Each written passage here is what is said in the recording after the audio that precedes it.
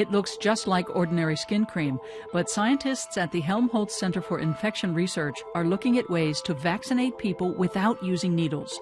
The cream they're developing could be the solution. We thought that an application that doesn't involve any type of pain would be ideal. And our effective ingredients, in this case vaccines, can be absorbed by intact skin. This has several advantages. There's some risk of infection connected with injecting vaccines, and it can hurt. Needles have to be sterile, and vaccines must be kept cool. The base for vaccination through the skin could be a powder. That could possibly be practical in remote areas where doctors aren't available.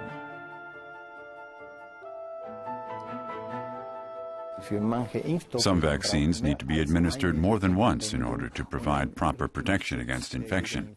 And in Africa, for example, it's relatively difficult for people to come several times for their booster shots. The method is a long way from being ready for general use. Nevertheless, what the scientists at the Helmholtz Institute for Pharmaceutical Research have discovered is a sensation. A few years ago, researchers headed toward a breakthrough when they began investigating whether nanoparticles can penetrate human skin and damage the body.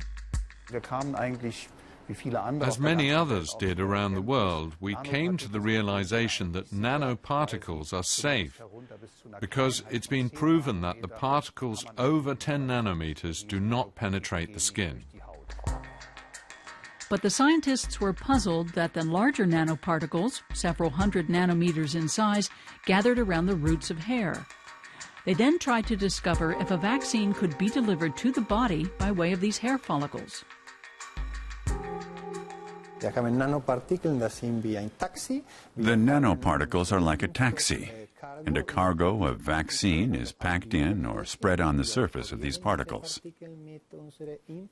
They then enter a person's body via their hair follicles and release the components of the vaccine.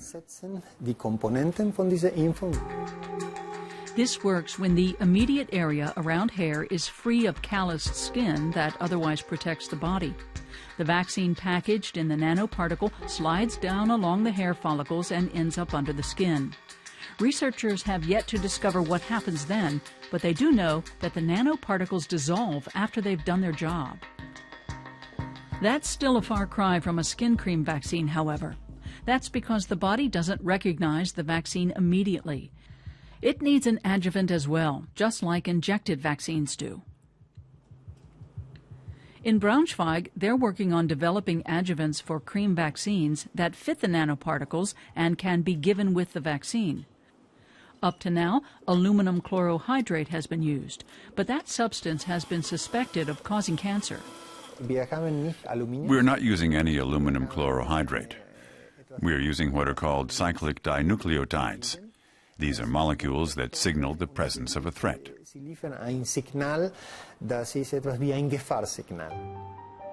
They wanted to find out if the signals would activate the body's immune system.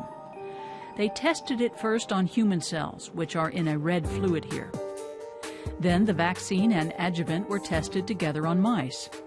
The researchers compared the treated human and mouse cells. The properties of the cells can be made visible using laser color marking. That allowed the team from the Helmholtz Center to demonstrate that the vaccine was effective and the nanoparticles had penetrated the skin. Full-scale clinical trials are needed to find out whether using creams to deliver vaccines is really feasible. Once these are completed, the method could be licensed for use. The conditions are different for humans, for immunological reasons, among others. Yet seen in terms of tolerability, I think the carrier system's chances are good. The requirements have been met now, so it's time to make plans for a test flight. It's theoretically possible to use a cream for all vaccines. But doctors still need to determine safe doses because even though applying a cream looks easy, every vaccination is an intervention in the body's immune system.